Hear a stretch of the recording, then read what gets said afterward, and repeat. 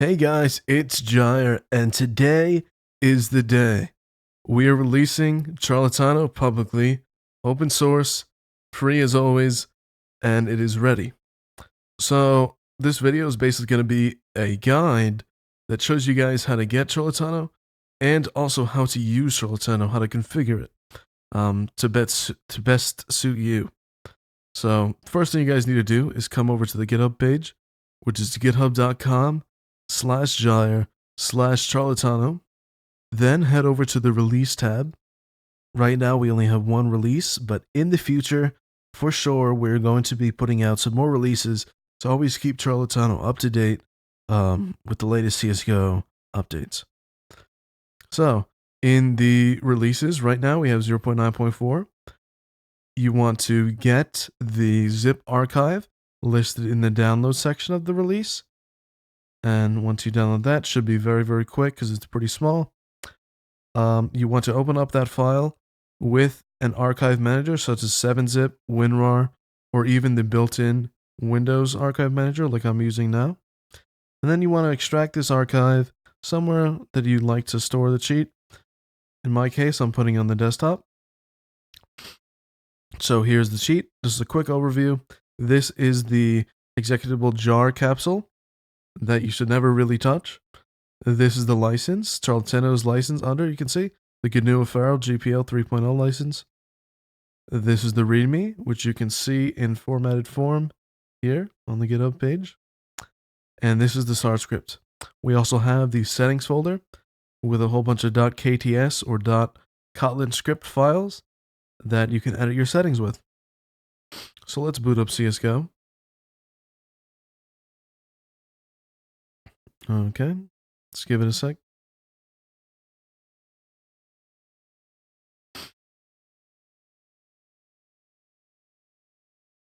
There we go. I'm just going to limit the FPS so that it does not mess up the recording and use too much CPU. Okay, let's go to a bot game. Also, feel free to add me on this account. I do have tons and tons and tons of accounts, so I might not always be on this account, but do feel free to find me. You may be able to find some of my other accounts as well. I do have loads of them, so yeah, maybe catch me online. Anyway, here's CSGO, so let's get on with the cheat. So the first time that you start the cheat, you can start the cheat just by opening it up. You probably want to uncheck this always ask before opening this file option. That way you don't have to keep dealing with this. Then just hit run. And the first time that it runs, it's going to go through all of the dependencies and download them through Maven Central and the Bintray Kotlin ESP repository. So this can take anywhere from around a minute all the way up to maybe 30 minutes, 45 minutes if you have a slow connection. And this will only happen the first time that you download the cheat ever. So once this is done once, you never have to deal with this download again. If 0.9.5 comes out, unless we add a new dependency, you will never need to re-download these dependencies like it does automatically. So just wait for them to complete. Alright, so that's it. The last dependency in the set is the Kotlin runtime. So once that is done, you know the cheat is done, especially by just going to the game. You can see it obviously is working. So I usually like to close it out and reopen it. That way we have a clean console. The console by default has nothing in it. There should be nothing in it. Although you can use some console commands in here, like later on we're going to have a reload command. And there's also an exit command that you can use. So you can see reload, and we also have exit, which will exit the cheat.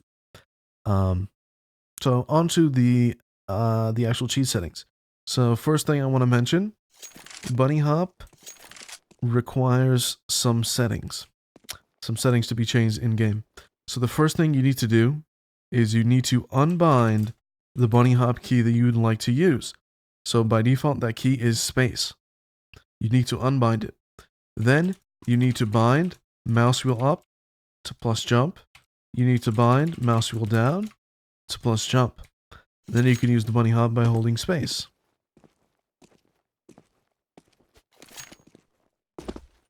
The bunny hop is configured to be extremely legit and to emulate pretty much a human bunny hop.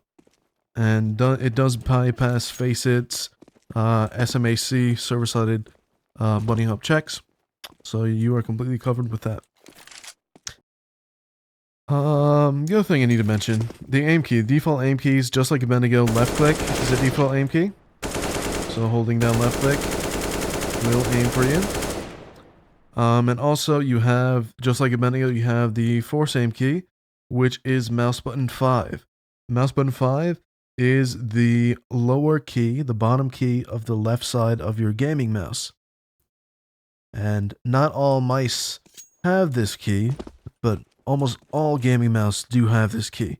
And we find it very, very convenient to use because it's just right in the spot where your thumb rests. You just click it whenever and you're able to just go around and easily get people. Okay, so let's configure some stuff in the cheat. So inside of the settings, these are the Kotlin script files. The first thing I would like you guys to check out is the scripts.kts file. Just going to open it up with Notepad++, which is my favorite lightweight editor. You might use Sublime, or Atom, or maybe some other editor, but my favorite is Notepad++. So these are basically your toggles for the cheat. So if you don't want bhop, for example, you can disable it by just setting that to false. If you don't want RCS, false, anything you can set to false, and it will completely disable the script. So in my case, I never like to use the reduce flash. So I'm going to disable that one. Okay. So the next thing I usually tell people to configure is the RCS. You guys might have saw before, I was actually missing a lot of shots. That's because the RCS, the recoil control system, it has too much smoothing. It is very, very, it was just smoothed way too much. I would recommend a value for this between around 55, 56 maybe, all the way up to 72. 72, I would say, is just about the maximum value that you should be using. In my case, I'm going to use 62. I find this to be an appropriate default value for when you have a low ping or ping underneath around 50. The next thing that I would configure is the aimbot. So just a quick look at this. These are the 3 values that you want to be looking at. You want to be looking at aim speed min, aim speed max, and aim strictness. So the aim speed min and max, these are the playback speed of the aimbot. So a quick explanation is when the aimbot aims at somebody, right? Say you're aiming right here. Say you're aiming all the way down here. Charlatano creates a human-like aim path from this spot to the head. So basically, the aim speed minimum and maximum will generate a number between the min up to the max. So 34 to 42, it will generate a number between those two, and that will be the playback speed for that path. So, for example, if the playback speed was 100, it applies 100 times smoothing onto the path. So this will make the path go extremely slow up to the head. So it will play back very, very slow like this. Whereas if you have values, say, from 10 to 20, the path will be extremely fast. It will only apply 10 times the smoothing as a perfect path would be. And that would go very, very fast, just like very, very quickly. Snap right onto the head if you had it that low. So the default values are pretty good. They're basically what I play with around DMG ELO, I would say. This is good up to around DMG. If you want to make it slow, like I'll show you an example. You put it on, like, say, 80 to 100, start up the cheat. You will see how slow the playback is. So I'm not touching my mouse at all. I'm just going to hit the force aim button. So you can see, that's it. Very, very slow, but it's still pretty useful if you're just trying to aim around and get a general feel for where people are. But again, no, I would not recommend using that. I would recommend using some slower values. For example, if you wanted to put this on maybe like some crazy settings, 16 to 22 or something like that, you would have extremely fast playback of the path. I'll show you guys that. I'm not touching my mouse at all. So you can see, there's a very, very fast playback of the path.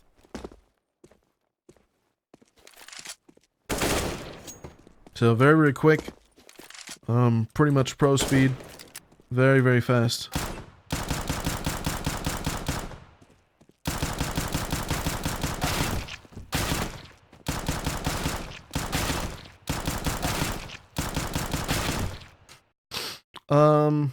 So yeah. So now onto the aim strictness. Basically, the aim strictness, it's in the name. It's how strict that the path should be towards the target. So for example, say you were aiming down here, right? If your strictness is on 1.0, which is the minimum value, by the way, that means that it needs the aim path will need to go directly, no pixels off of the aim bone. So it will go directly from here, say it'll generate the path, and it'll go straight onto the middle of the head. Perfectly on there. And when you move around, it will force, I can't actually emulate that because I'm a human and not a aimbot, but it will actually perfectly stay directly onto that bone and give you basically no wiggle room. There will be no movement that you'll be able to do off of that aim bone. So basically, the strictness allows you to set an area, a circular area outside of that perfect spot. And this is pretty useful because it allows you to look more legit, and it allows basically waviness in the path that are generated. So the waviness part is a little bit confusing, but say it was generating a path from here to the head, right? In regular aimbots, it's actually a completely straight line straight onto the aim bone like this. But when you have smoothing, it adds basically incorrect destinations. So one of the paths might be from here to here, right? With smoothing, that would mean that it could be a random destination from here to the kneecap. So it might be on the kneecap, it might be over here, it might be over here. Basically, the higher that you have this strictness, the less strict that the path will be for the final destination, which means that it will add curvature to the actual aim path, making you look more human. And also the actual aim room. So you can see this is on 2.8. You can see when I'm really up close, it's not much wiggle room. When I'm farther away, you'll be able to see there's much more wiggle room. So you can see I have a good amount of wiggle room in the area that will let me actually move around the mouse. I'm just going to put this back on some normal settings. I usually go with something like this because I like to play with slow playback. And I will show you guys, for example, we put this thing on, say, 6.8, which is very, very high strictness. Let me close out the cheat. Start it up. So let's wait for it to start up. Okay, so we put it on 6.8. Look where it aimed to.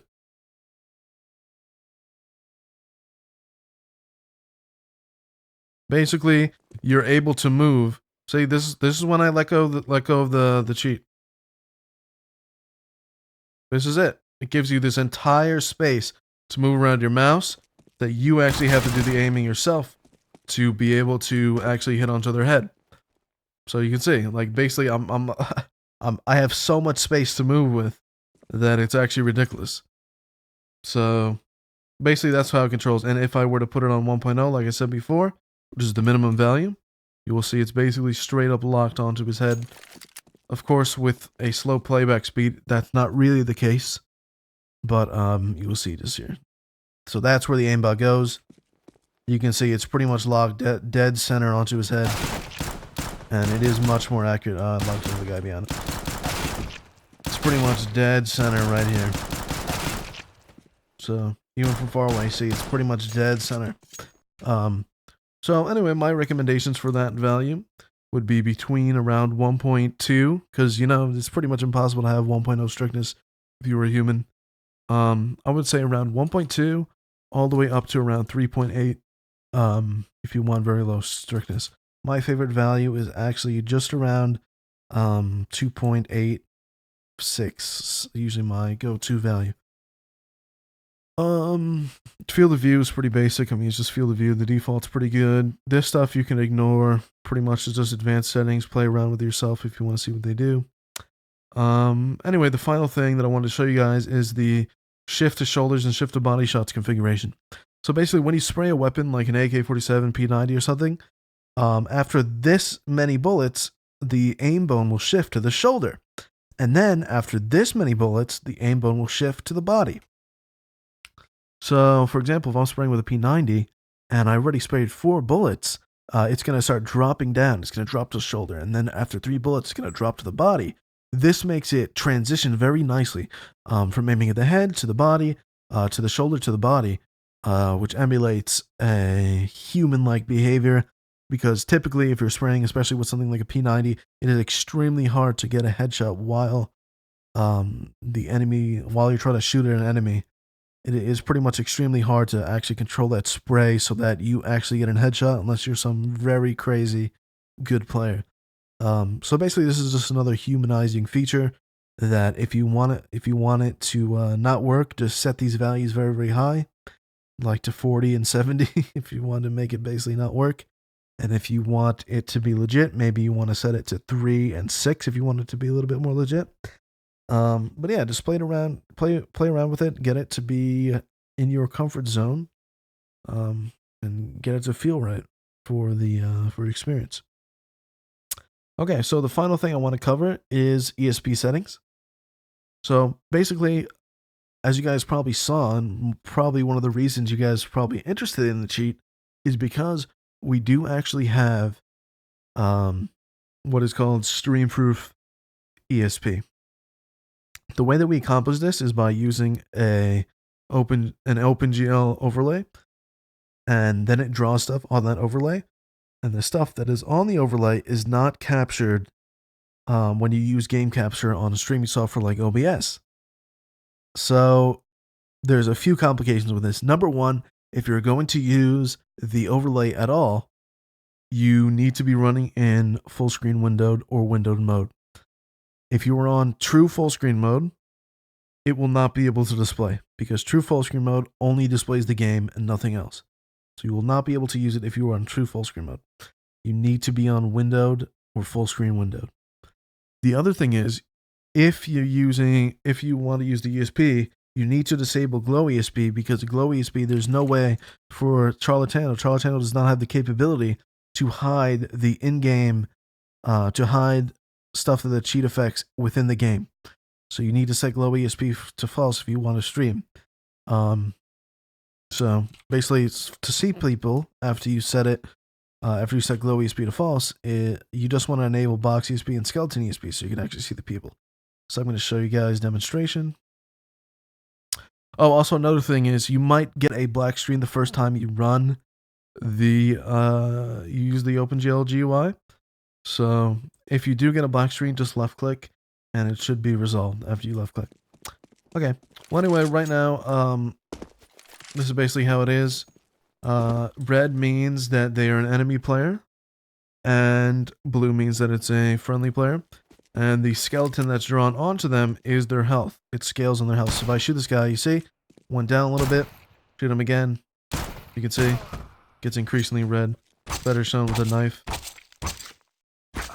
So you can see that's basically how you can tell how much damage they took. If I shoot this guy like right up there, see I do more damage, whereas shooting him in the foot does very little damage. But basically this is just how it is. This is how the cheat looks when you're using the overlay.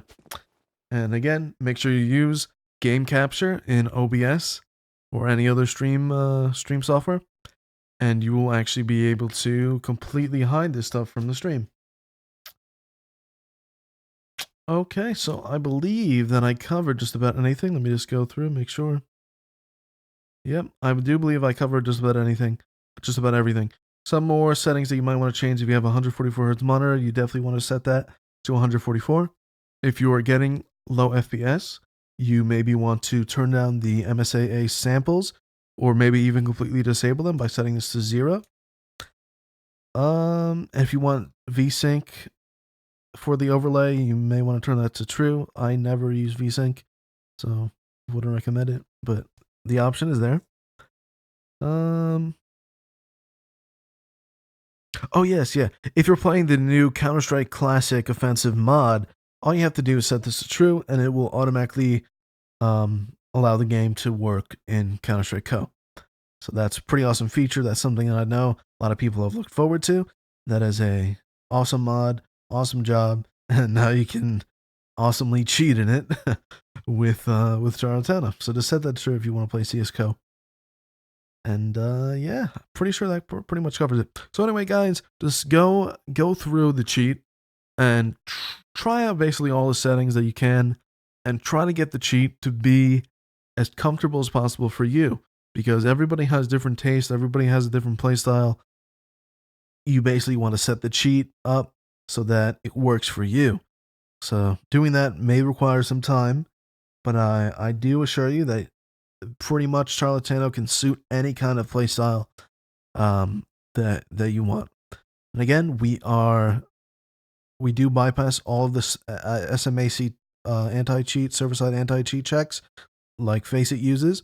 We bypass the aim bot detection. We bypass bunny hop detection, trigger bot detection, and I don't even know any other detection. I don't know. Basically, just bypass the whole thing. Okay, so it's safe to use on Faceit if you guys want to use on Faceit, which is another really cool new feature. So anyway, guys, thank you guys so much for watching this video. I really appreciate it. I would really appreciate if you guys could actually star the GitHub repository and maybe watch it if you would like to watch the progress. That's a really big way to show your support for me. And if you do happen to star and watch the project, I will provide you with some free support for the cheat. So if you have any further questions, please go ahead and star and watch the project, and then you can forward me your question by using the issues tab. You can create a new issue and you can explain your issue in there. The longer that you explain it, the more likely I am to actually respond to you. So yeah. Other than that, again, Charlatano is completely open source. You can see the entire source code is available to you, and you are able to modify it and resell it if you would like to. You just need to also release your source code back under the same license that was given to you. So if you want to modify Charlatano and sell it as your own cheat, you do have my permission to do that. Just please also make your cheat open source. Also make your cheat available under the AGPL license for your customers as well. And I will be a-okay with you guys doing whatever you want with it. So anyway, that pretty much covers it. And once again, thank you guys so much for watching, and let me know if you have any questions, either on MPGH, YouTube. I may not have time to get back to you, but yeah. See you guys.